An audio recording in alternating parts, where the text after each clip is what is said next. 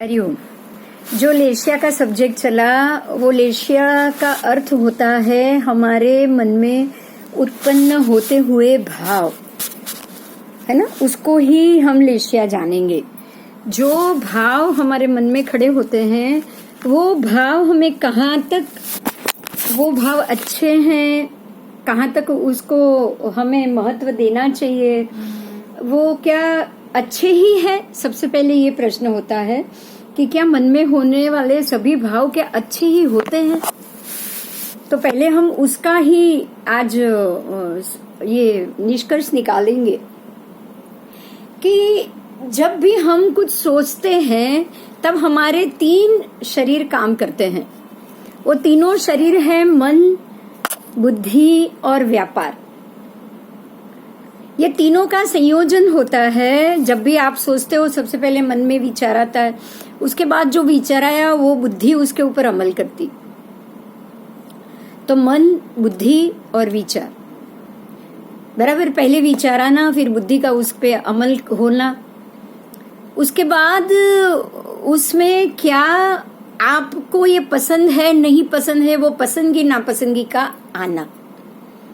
मन बाद में आता है। सोचो आप, सबसे पहले मन तो अंतिम स्टेज है। अगर पहले तो सबसे पहले तो विचार आएगा। विचार कोई भी आ सकता है, विचार शुभ ही हो ऐसे जरूरी नहीं। विचार आपको या हमको या किसी को भी कोई भी विचार आ सकता है। वो विचार आने के बाद बुद्धि का लेवल आएगा। बुद्धि अब सोचेगी कि ये जो ख्याल आया है, जो विचार आया है, वो कैसा है, क्या वो अच्छा ही है, क्या नहीं है, उसमें मेरा कितना फायदा है, अगर ऐसा किया जाए तो ये हो सकता है क्या। पहले तो ये आएगा, ये हो सकता है क्या। थर्ड स्टेज में मन आएगा कि ये मैं करूं तो उससे मुझे संतुष्टि मिलेगी, मुझे खुशी मिलेगी, मुझे फायदा होगा। तो थर्ड लेवल में मन आता है। पहले विचार शरीर, फिर बुद्धि शरीर, उसके बाद आया मन शरीर। मन शरीर में वो कंफर्म हो गया कि नहीं, मुझे तो ये करना ही करना है और उसमें जितना हो सके मैं अपना फायदा देखूंगा। आप समझ रहे हो, ये जो भाव बन गए ना, ये भाव बन गए, ये हुआ लेशिया। हमें समझने की जरूरत है। सबसे पहले क्या, सबसे पहले ही लेशिया आती है ना। ये सिस्टम इसलिए समझना है कि मैं कुछ भी सोचूं उससे पहले का ही स्टेज, सीरियस कौन सा स्टेज है, पहले वाला सीरियस है या लास्ट वाला सीरियस। मन वाला सीरियस नहीं है, बुद्धि वाला सीरियस नहीं है, विचार वाला सीरियस है। विचार आया, आप उसी को वहीं से ही खत्म करो। हमें ये इसलिए समझना है कि जब एक बार विचार आ जाए कि ऐसा करना चाहिए, वो विचार के स्तर से ही उस बात को हमें सम कर लेना है, सम खत्म कर लेना है। अगर आपने विचार से ही उसको सम कर लिया तो बुद्धि का तो कोई प्रयोजन ही नहीं है, उपयोग ही नहीं है। और बुद्धि का उपयोग नहीं है तो आपकी अपनी इच्छा तो खत्म ही हो गई। हमें ये चीज को समझना है कि वो लेशिया कब बनता है। हर एक विचार लेशिया नहीं है, या विचार ही लेशिया है, ये गलत बात। लेशिया जब तक आप अपनी सोच, अपनी इच्छा उसमें नहीं डालोगे, तब तक लेशिया का नंबर नहीं आएगा। क्लियर हुई ये बात। उत्पन्न होते हैं विचार, वो विचार पे बुद्धि प्रयोग करती है, बुद्धि का उपयोग होता है। और बुद्धि के उपयोग होने के बाद अगर ये हुआ तो क्या उससे मेरा फायदा कितना, या मुझे संतुष्टि है, या मुझे ये अच्छा लगेगा, ये थर्ड नंबर पे आया। मतलब लेशिया मन के साथ लगी हुई है। पहले 2 कर्म है, विचार आया, वही कर्म का आना। विचार आने का मतलब है कि कर्म पकने का समय आ गया, उसमें आपने बुद्धि का प्रयोग किया, मतलब आपने अपनी आत्मा की संज्ञाओं को खोल दिया। जो संज्ञा आपके आत्मा पे पड़ी है, जो बुद्धि का उपयोग ही हमारे आत्मा की संज्ञा में, बुद्धि का नाम ही संज्ञा है।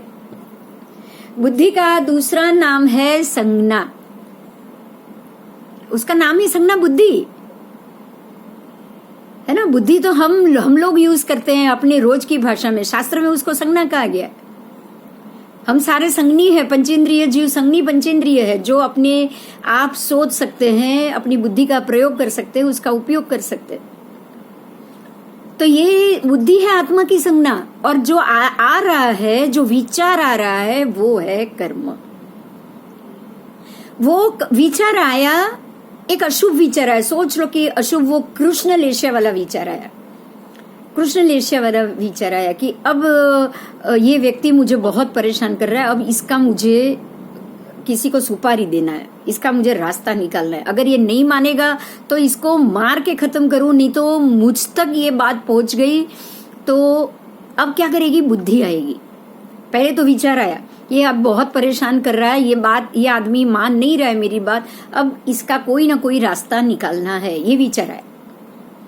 क्यों? क्योंकि कर्म आ गया सामने, मारू और मरू का कर्म आया है, या तो मैं मर जाऊं या उसको मार दूं, ये कर्म आया है। अब ये कर्म आया तो विचार कैसे आएंगे? जैसा कर्म आता है ना वैसा हमको विचार आता है। ये मारू मरू का कर्म आया ना, या तो मैं जिंदा रह सकती हूँ या वो दूसरा व्यक्ति जिंदा रह सकता है। अब मारने मरने का कर्म आ गया तो विचार भी मारने मरने का ही आएगा। आपको ये विचार आया कि मैं क्यों मरूं, मैं इसको ही ना मार दूं तो मेरे सारे प्रॉब्लम खत्म। ये बुद्धि ने सोचा। अब मन क्या कह रहा है? मन कह रहा है कि मुझे फायदा चाहिए, मुझे एंजॉय करना है लाइफ में, मेरी लाइफ खत्म नहीं करूंगा, मैं ये व्यक्ति को जीवित ही नहीं रहने दूंगा। अब क्या करोगे पता है? आप ये इच्छा हो गई, इच्छा कंफर्म हो गई। अब आपकी लेश्या आई, ये आई कृष्ण लेश्या, ये आई कृष्ण लेश्या। आपकी लेश्या अभी कौन सी बन गई? कृष्ण लेश्या। अब कृष्ण लेश्या बन गई, इसलिए सबसे कनिष्ठ लेश्या है ये, सबसे अशुभ लेश्या, कि आप सामने वाली व्यक्ति को जान से ही मार डालो, ये सबसे अशुभ लेश्या। उस वक्त अगर आपने अपने शुभ भाव में या कुछ कहीं पे थोड़ा सा भी, या वो व्यक्ति की आयु ज्यादा हो, या आपकी लेश्या, आपके कृष्ण लेश्या आपके शरीर में ज्यादा समय तक आपकी सोच में ना रह पाए, आपके भी ऐसे कुछ विचार हो, तो आपको ये विचार आएगा कि जाने देना, मारना नहीं है, वो कुछ समझ जाए ना, ऐसा कुछ करूं। मार के तो कोई, मारना तो लास्ट स्टेज हो गया, मैं मारूंगा नहीं, मैं उसको जान से नहीं मारना है, लेकिन उसको किसी को सुपारी देके गुंडे से मार जरूर खिलाऊं। आप समझ रहे हो? आपने ये सोचा कि अब इसको मैं मार जरूर खिलाऊं, जरा 2-4 डंडे पड़ेंगे ना, और बोलूंगा उसको गुंडे को कि ये इसको बोले कि ये इसको बिंदु को परेशान करना बंद कर दे। ये सोच के आप अब दूसरी सोच पे आए कि इसको जान से नहीं मारना है, लेकिन इसको 2-4 डंडे जरूर खिलाने। अब ये कौन सी लेश्या आई? जो लेश्या पहले कृष्ण थी, अब आप नील लेश्या पे आए, जो माइनस है ना, उसकी सेकंड स्टेज। आप पहले लास्ट स्टेज पे थे, अब आप आए सेकंड स्टेज पे कि भाई इसको थोड़ा हड्डी बड्डी तोड़ो, 2-4 हड्डी तोड़ो। आप ऐसा बोलो किसी को कि भाई इसकी 2-4 हड्डी तोड़ो, लेकिन इसको समझाओ, ऐसे साम दाम दंड भेद, ये लातों के भूत है, बातों से नहीं मानेंगे, इसको ठीक करो, मार के ठीक करो और समझाओ कि मुझे परेशान करना बंद करो। ये सोच आई। तो अब आप कौन सी लेश्या पे हो? अब ये लेश्या बनी। जब आप सोच को कंफर्म करते हो, आप अपनी इच्छा, अपनी मानसिक स्थिति के साथ उसको एक्सेप्ट कर लेते हो, तो वो लेश्या बन जाती है। अब आप नील लेश्या पे हो। अगर मान लो कि आपके अंदर हृदय में अभी भी प्रेम जागृत है, अब देखो ये लेश्या की नाबूदी प्रेम से ही हो सकती है और किसी से नहीं। ये भी हम सीखेंगे कि अगर ऐसी कोई लेश्या हो तो लेश्या घटाने के लिए कौन से गुण का आवर्तन होना बहुत जरूरी है। अगर आपके मन में थोड़ी सी भी दया है और थोड़ा भी प्रेम है ना, तो आप ये सोचोगे बेचारे का हड्डी पसली तोड़ के क्या फायदा, वो भी इंसान है, वो भी मेरी तरह ही है, उसके हड्डी पसली टूटेगी 3 महीने तक वो खड़ा नहीं हो पाएगा, फैमिली ऊपर से दुख भोगेगी अलग। इसको ऐसा करो 2-4 थप्पड़ ही मार दो, अपने को हड्डी वड्डी नहीं तोड़ना। तो आप गुंडे को ये बोलोगे कि भाई इसका जरा 8-10 थप्पड़ लगाओ, जरा दिमाग ठिकाने आ जाए, उसकी बुद्धि थोड़ी हिल जाए, उतना मारो बस, मार के। या फिर 4 दिन उसको बंद करके रखो कहीं कमरे में और डराओ, उसको बहुत डराओ कि अगर तूने नहीं ठीक से हमारी बात नहीं मानी ना, तूने इसको परेशान करना बंद नहीं किया ना, तो तेरे को जान से मार देंगे। इसको खाली डराओ, थप्पड़ मारो, बांधो, डराओ, जो करने करो, पर लेकिन उसको डराओ। तो समझ रहे हो आप? अब आपकी लेशिया आई कापोत लेशिया में भी आपको अपना ही फायदा देखना है। आप अपने फायदे के लिए सामने वाली व्यक्ति को मार तक खिलाने के लिए तैयार हो, उसको बंदी भी बनाने के लिए तैयार। ये थी तीनों लेशिया जो हमने सीखी। उसको मैंने आज इसलिए एग्जाम्पल देके इसलिए मैं समझा रही हूं कि आपको ये पता चले कि ऐसी लेशिया के समय इंसान और उसका दिमाग कैसे बिहेव करता है, हम किस प्रकार से बिहेव करते हैं। बहुत बार बातों में हम बोल देते हैं कि अगर मेरे हाथ में तेरा गला आ जाना तो मैं दबा दूं, ऐसे हम बहुत बार बोल देते हैं, मजाक में भी बोल देते हैं। मजाक क्या, कभी सीरियस में भी बोल देते हैं कि तू मर जा, मेरे को मत परेशान कर, अब तू मर, जल्दी से मर, हम ऐसा बोल देते हैं। ये बोलना आपका उसी स्टेज पे बोलना होगा जो लेशिया आपके दिमाग में होगी, आपके हृदय में वो भाव बैठे हैं कि ये मर जाए तो अच्छा है। अगर ये भाव नहीं हो तो आपके मुंह से ये शब्द निकलेंगे ही नहीं। बहुत बार ऐसे शब्द निकलते हैं, हमें ये जरूर सोचना चाहिए कि ऐसा कौन सा भाव मेरे दिमाग में, मेरे हृदय में बैठा है जो किसी भी व्यक्ति को पीड़ा तक पहुंचाने के लिए मैं तैयार हो जाती हूं। जो भी कसाई खाना है, जो भी बुचर्स है, जो भी जानवर को सबको मारते हैं, उसकी चीखना चिल्लाना उसको बर्दाश्त होता है, उसको मजा आता है। किसी पे रेप हो तो भी वो औरत का चीखना चिल्लाना भी उसको आनंद देता है। समझ लो ये सारे कृष्णा और नील लेशिया वाले ही लोग हैं। एक व्यक्ति को जब आप पीड़ा दो तो उसकी पीड़ा में आपको आनंद आए, उसका तड़फड़ना, उसका पीड़ा होना आपको पसंद आए, ये ही अशुभ लेशिया। आपके अशुभ लेशिया मतलब हमारे हृदय के अशुभ भाव। जितनी लेशिया अशुभ है वो लेशिया अशुभ इसीलिए है क्योंकि आपके हृदय में भाव ही ऐसे है। लेशिया का संबंध सीधा भाव और भावना से है। भावना शुरू में आएगी, वहीं पे रोकना है उसको, वहीं पे रोकना है। जैसे ही अशुभ भावना आ जाए रोको और वो भावना को शुभ बनाने की कोशिश करो। यही पुरुषार्थ है। आप हृदय में कापोत लेशिया लेकर बैठे हो, मान लो, मैं कृष्ण और नील तो नहीं कहूंगी क्योंकि वो एरिया के हम नहीं है। कृष्ण और नील लेशिया वाले लोग जो हम सुन रहे हैं ना, वो लेशिया के लोग नहीं है, लेकिन कापोत लेशिया के जरूर हो सकते हैं और जरूर है ही। क्योंकि बात में जब गुस्सा आ जाता है तो सामने वाले को तकलीफ मिले वो हमें अच्छा लगता है, वी आर एंजॉइंग। हम ये बोल देते हैं कि बहुत परेशान कर रहा था ना मुझको, देखो भगवान ने उसको सजा दी। अरे भगवान ने तो दी उसको सजा, लेकिन वो सजा में मैं क्यों खुश हो रही हूं? उस वक्त भी मेरे मन में पीड़ा आनी चाहिए कि अरे ये इंसान ने मुझे इतनी तकलीफ नहीं दी होती ना, तो आज भगवान ने इसको ये सजा नहीं दी होती। हमें पीड़ा देने वाला दर्द में हो वो हमसे सहन कैसे हो सकता है? वो भी हमें सहन नहीं करना है, उस पे भी हमें दया करनी है। जो हमें पीड़ा दे उस पे भी हमें दया करनी है। और वो भाव लाना है मन में। कैसे आएगा? हमारे अंदर कैसे आएगा? हम तो यही सोचते हैं कि वो मुझे परेशान कर रहा है। बेकार आदमी है, मुझे परेशान कर रहा है, उसका स्वभाव बेकार है इसलिए वो मुझे परेशान। हम तो यही सोचते।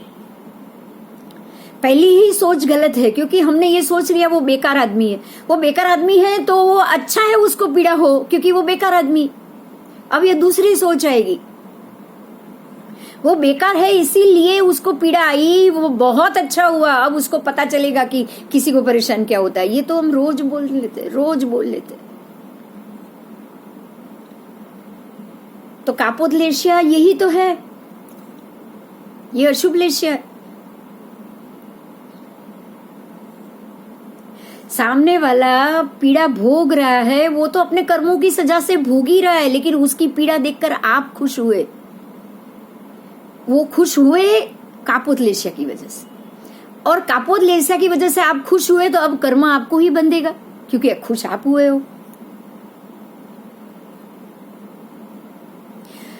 मान लो कि आपने उसको सजा दिलाने के तौर पे खुशी जाहिर की। आपने ये बोल दिया कि अब तू मुझे परेशान कर रहा है ना, भगवान तेरे घर में ऐसा ही माहौल दे जो तूने मुझे दिया। ये तो एक तरह का श्राप हुआ ना, चाहे आप हंसते हंसते बोलो।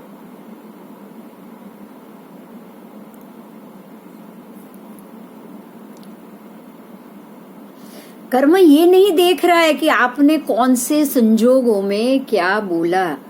कर्म ये नहीं देख रहा है।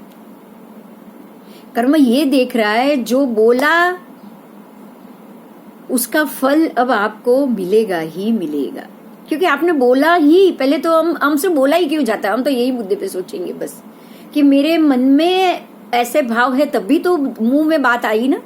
जब मेरे मन में ऐसे अशुभ भाव नहीं हो ना, तो मुंह पे बात ही नहीं आएगी।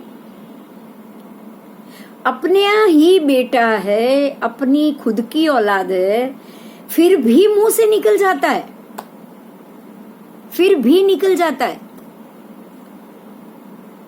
क्यों? क्योंकि मन में उसके लिए द्वेष पड़ा है। समझो, अंदर अगर उसके लिए गुस्सा ना पड़ा हो तो उसके लिए मुंह से बुरे शब्द कभी निकलेंगे ही नहीं।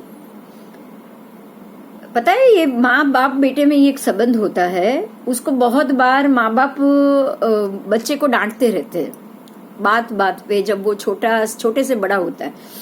और ये स्वभाव है ना, माँ बाप का बदलेगा नहीं। बेटे के यहाँ बच्चे हो जाएंगे ना, तब भी नहीं बदलेगा। तो होता क्या है यार, 30-35 साल के बच्चे को अगर हम डांटते हैं ना, तो उसको ये लग रहा है कि अभी मम्मी पापा को समझ भी नहीं आता है, अभी मेरे बच्चों के सामने, बीवी के सामने मुझे डांट रहे।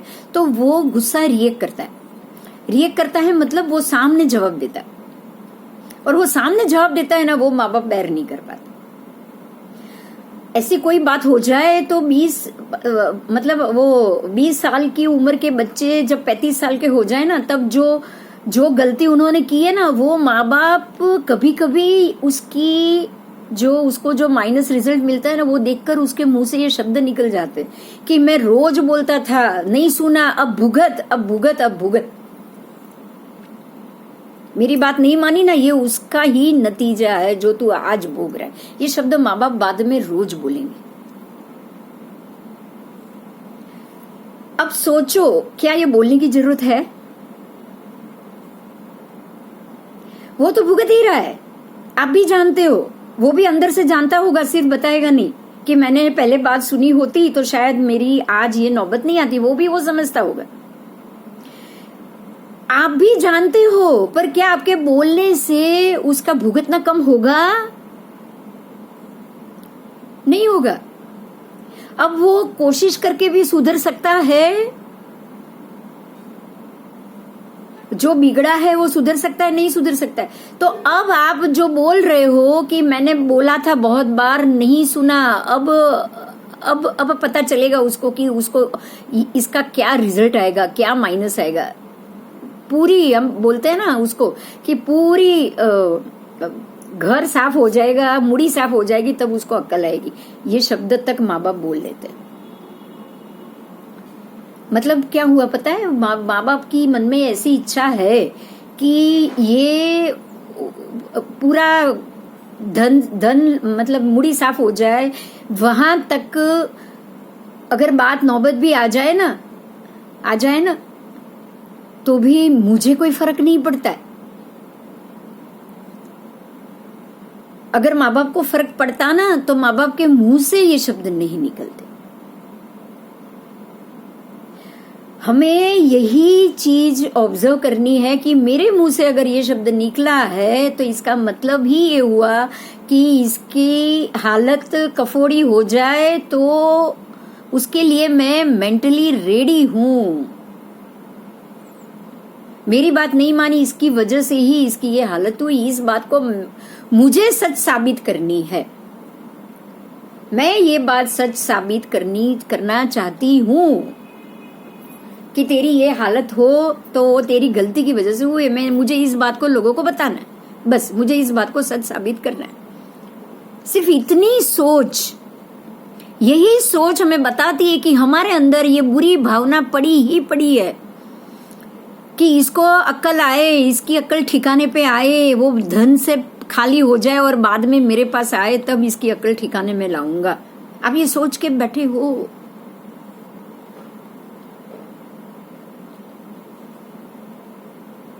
हम ये बात से एक ही नतीजे पे पहुंचेंगे कि हम जो बोलते हैं ना उसका रूट हमारे अंदर हृदय में ही पड़ा है। अगर कोई वाक्य मुंह से निकल गया तो बिना भाव के वो कभी नहीं निकलता।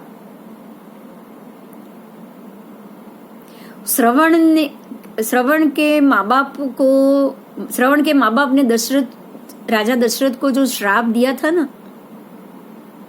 वो श्राप क्यों दिया? क्योंकि उसका अपना खुद का बेटा मर गया तभी उनके दिल से ये बद्दुआ निकली कि जिस हालत में तूने हम लोगों की जान गई है, जो हालत में बेटे के वियोग में हमारी जान जा रही है ना, ऐसा ही वियोग तुझे भी पता चले।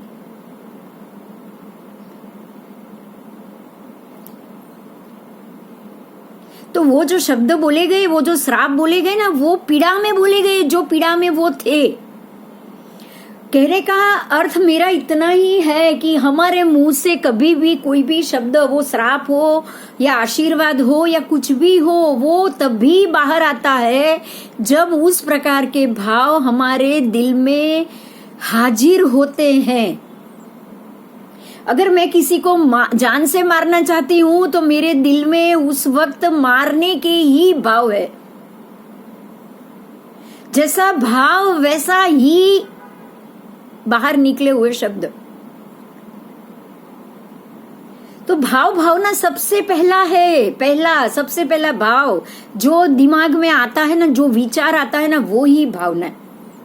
वो भावना है, जो विचार आया वो भावना है कि मेरे ऐसे भाव है कि मैं ऐसा काम करूं, ये आपका विचार आया।